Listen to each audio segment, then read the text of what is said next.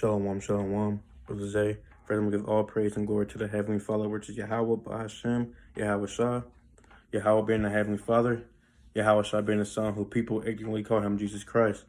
It's going to be a quick lesson today. It's about the fulfillment of the law, about Matthew chapter 5 and verse 17, right? So this is Matthew chapter 5 and verse 17, and it reads, "Think not that I am come to destroy the law or the prophets. I am not come to destroy, but to fulfill," right? So in Christianity, they say that's a cut on the law's done away with, blah blah blah and everything like that, right? But why would it say I'm not coming to destroy, but to destroy? That doesn't make any sense. Christ came to fulfill the law. If you look at fulfill, it means to complete and to realize, right? He came to bring the law into realization. After he came, a lot of people started keeping the law, right? And keeping the commandments, all right? That's what he came to do, not to destroy, but to bring it to realization and to fulfill everything in the law, right? He walked in the law. He did everything. He was perfect. What is sin? Sin is the transgression of the law, right?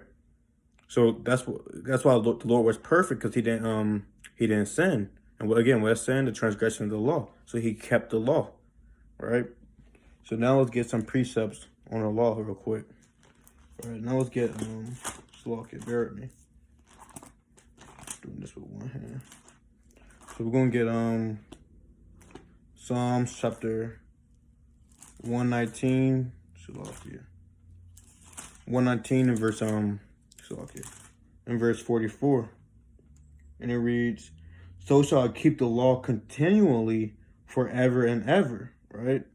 So we're gonna keep the law forever and ever. That's what he said, right? Because the law endures forever, right? Let's get another precept. Let's get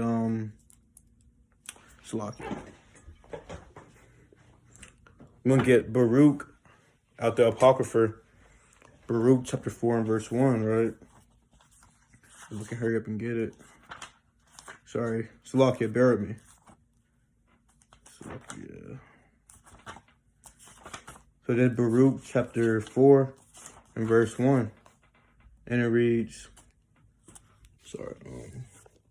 "This is the book of the commandments of the Most High, and the law that endureth forever. All that keep it shall come to life, but such as leave it shall die." Right? So the law endures forever. It never was destroyed. But Christianity tells you don't have to keep the law anymore. So when was it okay you can be a homosexual? When was it okay for you to eat pork? Right? When was it okay to be a transgender? See, Christianity is a hell of a drug. They're gonna get you put to death for real. You need to come out of Christianity for real, because they be cutting their beards off. They be saying they love God and everything. They be the main ones cutting their beard off. You're not supposed to cut your beard off. They be having a clean shave right before the service. They be doing it in the church right before the service, right? So now let's get Psalms chapter 119 and verse 172, right? And it reads, "My tongue shall speak of thy word, for all thy commandments are righteous," right? Yeah, the commandment is righteous, right? So now let's get Psalms chapter 119 and verse 142. So this Psalm chapter 119 and verse 142, and it reads, "Thy righteousness is an everlasting righteousness, and the law is the truth." So that coming to the truth, you got to keep the law, because the law is the truth, right?